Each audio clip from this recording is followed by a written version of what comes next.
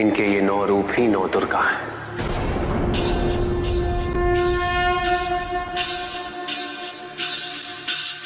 इनका सबसे पहला रूप है शैलपुत्री।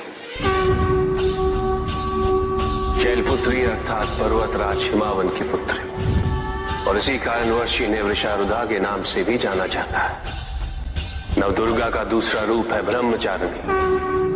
ब्रह्म अर्थात तपस्या, चारिणी अर्थात आचरण करने वाले।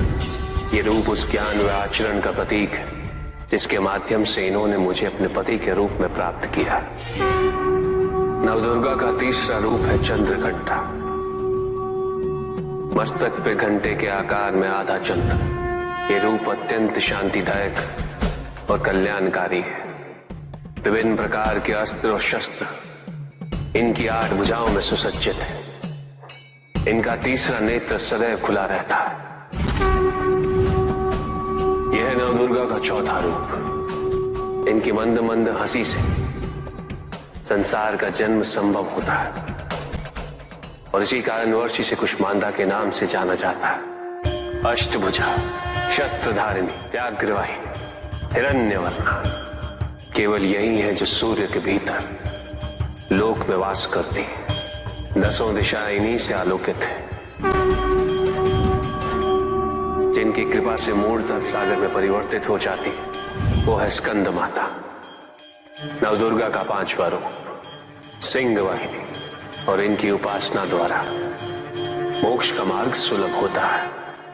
जिस रूप में इन्होंने महिषासुर का वध किया वो कात्यायनी कहलाता है। इनकी आराधना करने से अर्थ, धर्म, काम और मोक्ष फलों की प्राप्ति होती है। ये रूप कालरात्रि रूप कहलाता है। एक हाथ में लोहे का कांटा और एक में खड़ग, जिनका आशीष शुभों का कर्ता और कारक है। ये अंधकार का विनाश करती हैं। इनकी आराधना करने से असुरी शक्तियां भी भयभीत हो जाती हैं।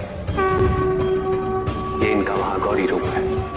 श्वेत वर्ण, श्वेत वस्त्रों से सुसज्जित, चतुर्भुज, त्रिशूलधारी, तालवाद्य धारण करने वाली ये इस रूप में अपने उपासकों को अभयदान देती है। मां दुर्गा का 9वां रूप सिद्धदात्री कहलाता है।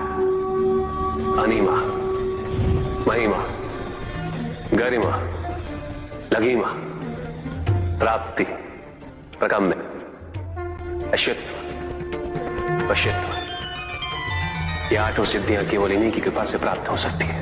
मेरा अर्धनारीश्वर रूप इनके सिद्धदात्री रूप की ही देन है।